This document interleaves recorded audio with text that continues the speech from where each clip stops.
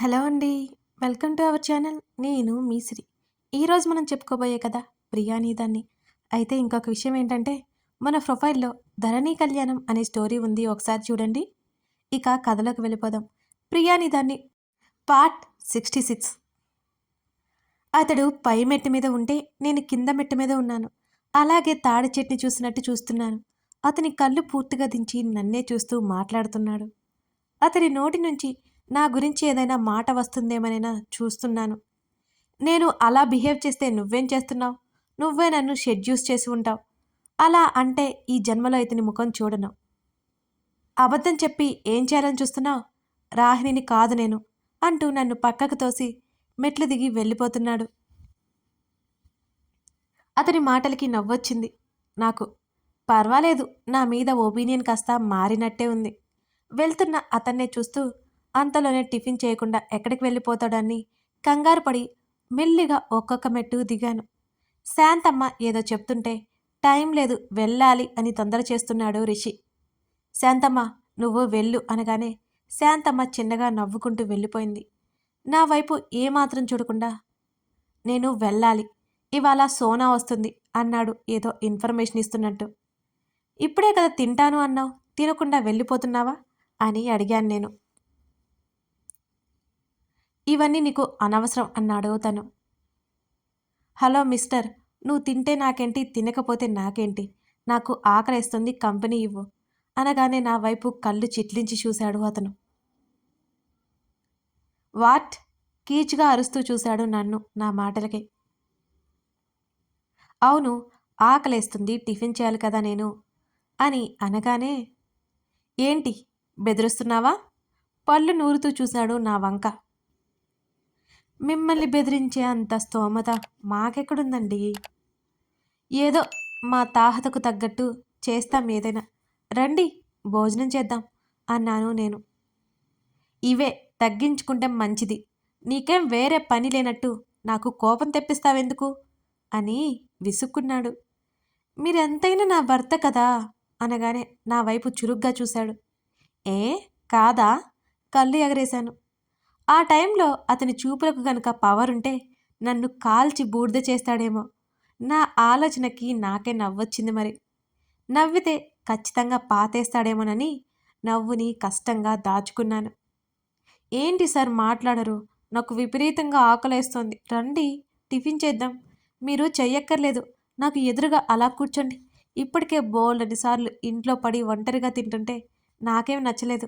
నా భర్త ఉండగా నేనెందుకు ఒంటరిగా తినాలి చెప్పండి అని భుజాలు కదిలిస్తూ చూశాను అతని వైపు.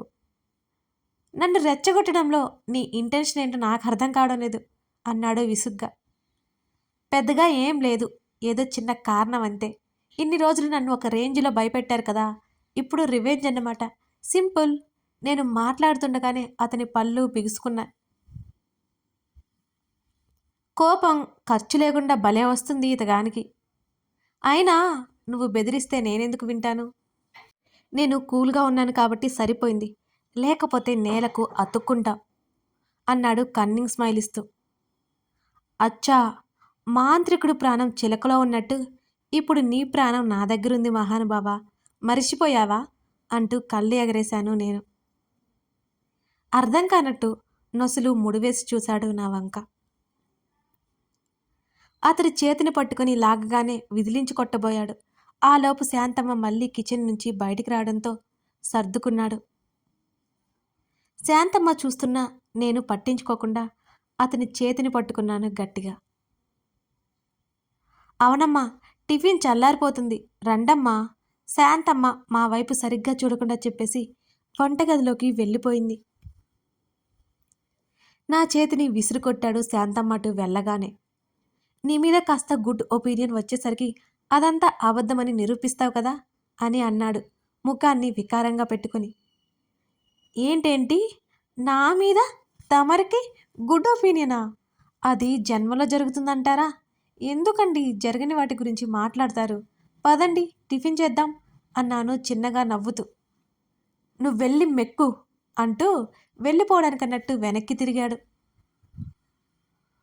నేను రాహినికి చెప్పేస్తాను మరి మన మధ్యలో అంటుండగానే గబుక్కున వెనక్కి తిరిగి నా తల వెనక భాగంలో పట్టుకుని నా నోటి మీద చెయ్యి అడ్డుపెట్టాడు. ఇంకొక మాట మాట్లాడితే చంపేస్తాను చెప్తున్నా. కొంచెం చుట్టూ గమనించుకుని మాట్లాడు. టార్చర్ చేస్తున్నావు కదా, మెక్కాలి అంతేనా, తగలడు అని పళ్ళు నూరుతూ నాతో చెప్పి విసుగ్గా నన్ను వదిలేశాడు. చిరాగ్గా వెళ్తున్న అతన్ని చూసి నవ్వుకున్నాను. అతను చిరాకు పడ్డం నాకు నచ్చుతుంది. అతడు కోపడ్డమూ నాకు నచ్చుతుంది. అతని వెటకారం నాకు నచ్చుతుంది. మొత్తానికి అతనితో కాస్తైనా సమయాన్ని గడపాలని ఉందని అతనికి ఏం తెలుసు? ఎలా చెప్పగలను నేను? డైనింగ్ హాల్కి వెళ్ళగానే శాంతమ్మ వచ్చి వడ్డించింది. పర్లేదు శాంతమ్మ, నేను వడ్డిస్తానులే, నువ్వెళ్ళు అన్నాను నేను. శాంతమ్మ చిన్నగా నవ్వి వడ్డించి వెళ్ళిపోయింది.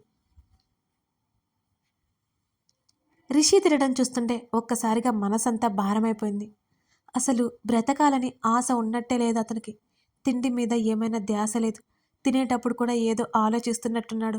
ఒకప్పుడు ఎలా ఉండేవాడు, ఇప్పుడు సర్వం కోల్పోయినట్టే ఉన్నాడు. ఏదో ఒకటి మాట్లాడాలి అనుకున్నాను. మాట రాలేదు నాకిక. ఇక ఇబ్బంది పెట్టాలి అనిపించలేదు అతన్ని. పాపం అతనికైనా రాహినితో గడపాలని ఉంటుంది కదా. రిషి నా జీవితంలో లేడు, బ్రతికే ఉన్నాడు. ఈ ఆలోచనతో నేను సంతోషంగా బ్రతకగలను. కానీ వారికి అలా కాదు. రాహిని అతని జీవితంలో ఉంది, కానీ ముందు ముందు తను బ్రతికి ఉండదు. ఈ ఆలోచనతో అతను సంతోషంగా ఎలా బ్రతకగలడు? బ్రతుకు మీద ఆశ ఎలా కలుగుతుంది? అతని కోసం ఆమె ఎన్ని చేసింది, అంత తేలిగ్గా ఆమెను ఎలా వదులుకోగలుగుతాడు? ముందు రిషికి వాస్తవాన్ని జీర్ణం చేసుకునే కెపాసిటీని పెంచాలి. ఇప్పుడు తన కళ్ళ ముందు రాహిని ఉంది కాబట్టి అతను కొంతలో కొంతైనా మనిషిలా బ్రతుకుతున్నాడు. రేపన్న రోజున ఆమె లేని నిజాన్ని అతను ఎలా తట్టుకోగలడు? రాహిని కూడా అదే కోరుకుంది. అతడు వాస్తవాన్ని అర్థం చేసుకోవాలనుకుంది. పాపం ఆమె భ్రమపడింది అతడు అర్థం చేసుకున్నాడని. ఆమెను మోసం చేసి అతడు సంతోషం నటిస్తున్నాడని ఆమెకి తెలియదు కదా. అతడు కాస్త తినేసి చెయ్యి కడిగేసుకున్నాడు. అతనితో ఇంకా మాట్లాడి ఇంకా మాట్లాడించాలని ఉన్నా అతని జీవితంలో ప్రస్తుతానికి నాకు సమయం లేదని సరిపెట్టుకున్నాను నేను. అతని సమయం అంతా రాహినికి. తిన్న తర్వాత నా వైపు చూశాడు. తమరు పర్మిషన్ ఇస్తే నేను వెళ్తాను. ఆ మాటల్లో వెటకారం స్పష్టంగా తెలుస్తోంది నాకు. నవ్వుకున్నాను లోపలే తన మాటలకి. పర్వాలేదే, తమరికి భయపడడం కూడా వచ్చు. చాలా బాగుంది. అయినా మిమ్మల్ని బెదిరించడమో భయపెట్టడమో నాకేం సరదా కాదు. కాకపోతే నాకు బోరు కొట్టి అలా మాట్లాడనంతే. మనసులో పెట్టుకోకండి అని నవ్వుతూ అన్నాను. నన్ను కాల్ చేసేలా చూస్తూ, తిక్కగా వాగితే నా కోపాన్ని భరిస్తాం. నెక్స్ట్ టైం జాగ్రత్త అన్నాడు. ఆ రోజులు పోయాయి, చెప్పాను కదా, చిలకా మాంత్రికుని కదా, అది గుర్తుపెట్టుకోండి అని నేను తాపీగా చెప్పాను. విసుగ్గా వెళ్ళిపోయాడు అక్కడి నుంచి. అలా ఊరికే గదిలో కూర్చొని ఉన్న నాకు ప్రతిమ, ప్రదీప్ గుర్తొచ్చారు. పాపం వాళ్ళు నా కోసం ఎంత చేశారు. ఆ రోజు ఇద్దరిని తిట్టి పంపేశాను. కానీ ప్రతిమ నా వ్యక్తిగత విషయాలు ప్రదీప్తో చెప్పడం నాకు ఏమాత్రం నచ్చలేదు. దానికి కారణాలు బేస్ చేసుకుని విడాకుల వరకు వెళ్ళడం ఇంకా నచ్చలేదు. కానీ అది ఎంతైనా నా బెస్ట్ ఫ్రెండ్ కదా. ఫ్రెండ్ ఎలాంటి వాడైనా భరించాలి, తప్పదుగా. దానికి ఫోన్ కలిపాను, ఎత్తలేదు. నాకు బుద్ధి లేదు. నేనంటే ఇంట్లో ఖాళీగా ఉన్నాను, అది ఆఫీస్లో ఉంటుందని మర్చిపోయి టక్కున కాల్ కట్ చేశానిక. ఆ రోజు సాయంత్రం సోనాలి కోసం ఎదురు చూస్తూ కూర్చున్నాను నేను అన్నిటి మూలంగా కాస్త నిశ్చింతగా ఉన్నప్పుడే ఈ సందీప్ నా ప్రాణాల మీదకి తెస్తాడు ఏదైనా.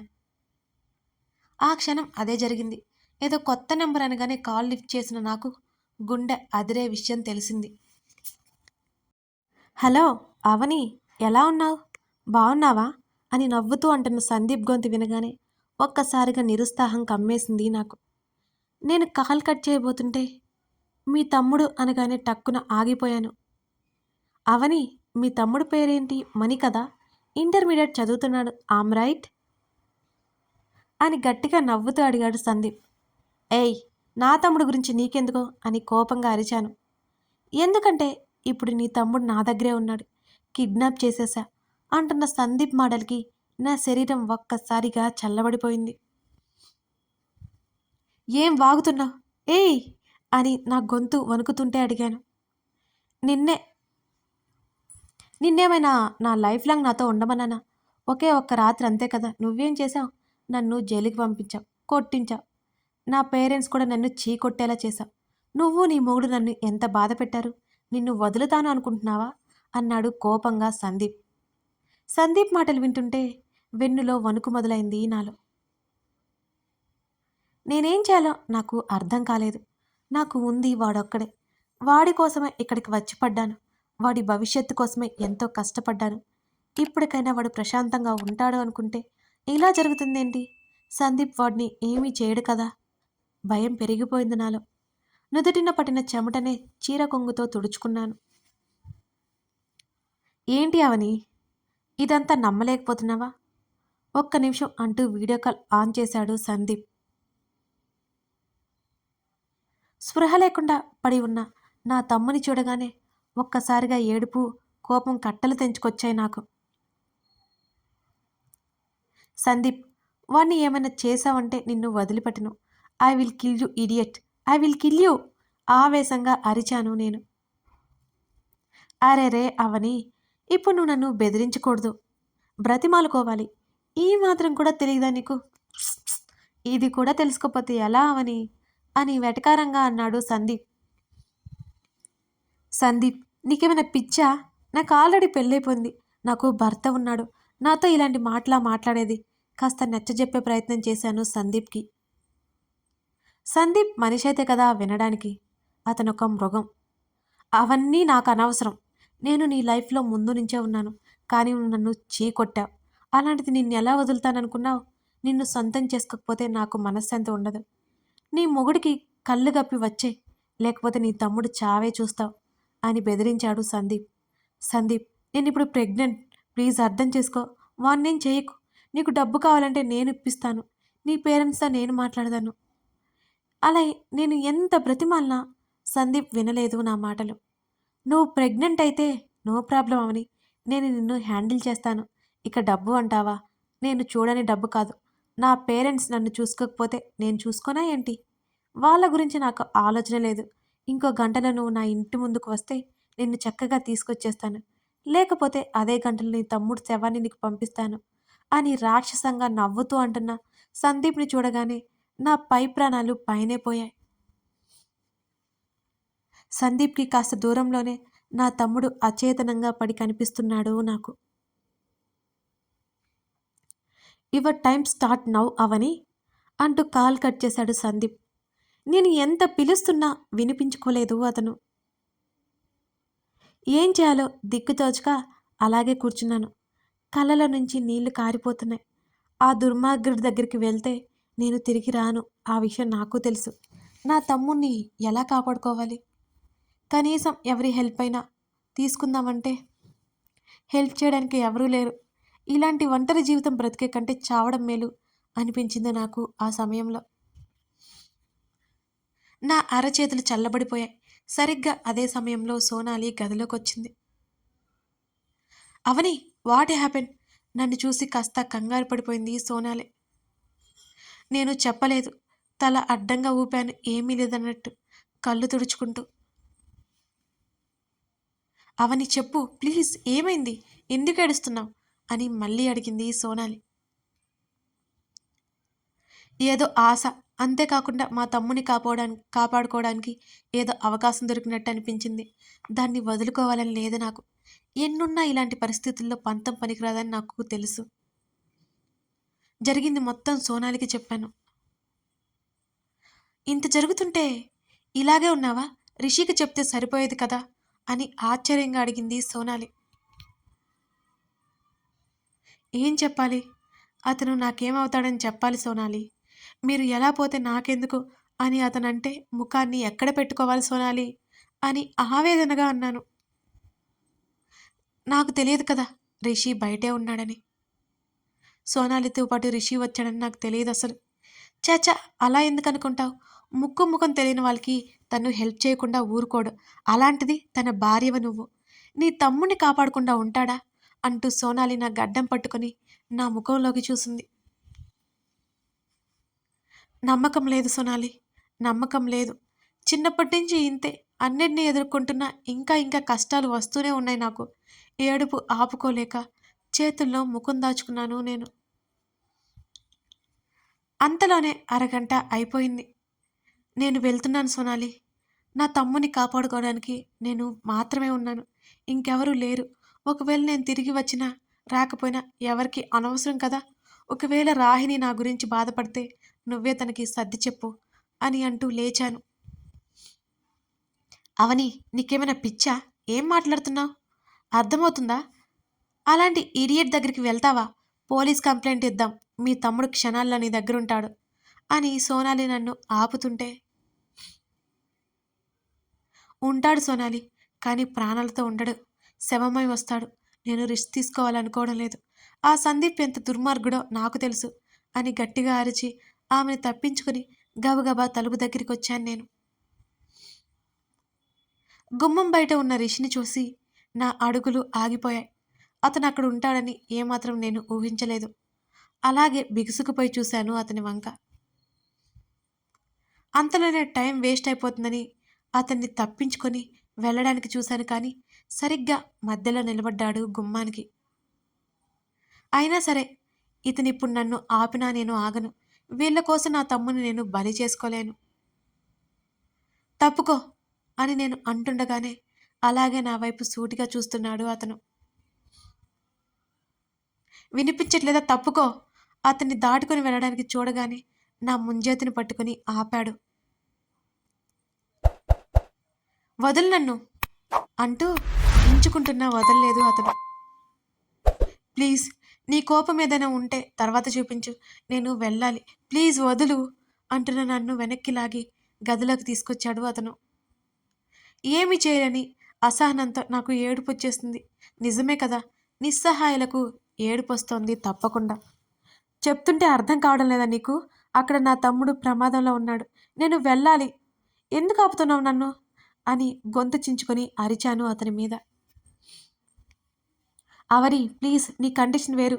స్ట్రెస్ ఫీల్ అవ్వకు. సోనాలి నన్ను కంట్రోల్ చేయడానికి ప్రయత్నం చేస్తోంది. వాట్? ఏం మాట్లాడుతున్నావు సోనాలి? స్ట్రెస్ తీసుకోవద్దా? ఇతను చేస్తున్న పనులకి ఇంకేం చేయాలి నేను? ఓహో, మీ ఇద్దరి భయం నాకు అర్థమైంది.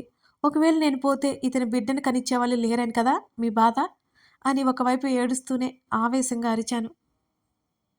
షటప్! రిషి గర్జించడంతో ఒక్కసారిగా అదిరిపడ్డాను అతని గొంతుకి. యష్, యూ జస్ట్ షడప్ అంటూ ఎర్రపడ్డ ముఖంతో నన్నే చూస్తూ వేలు చూపించాడు అతను. అతని మీద నాకు విపరీతమైన కోపం వచ్చేసింది. రిషి ఎందుకు అలా ప్రవర్తిస్తున్నారు ఎవరైనా గెస్ చేస్తారా? Thank you for watching this video. ఈ కథ నచ్చితే తప్పకుండా లైక్ చేసి మీ అభిప్రాయాలేంటో తెలపండి. అసలు ఈ కథ గురించి మీరేమనుకుంటున్నారు చెప్పేసి మర్చిపోకుండా లైక్ చేయండి. Thank you.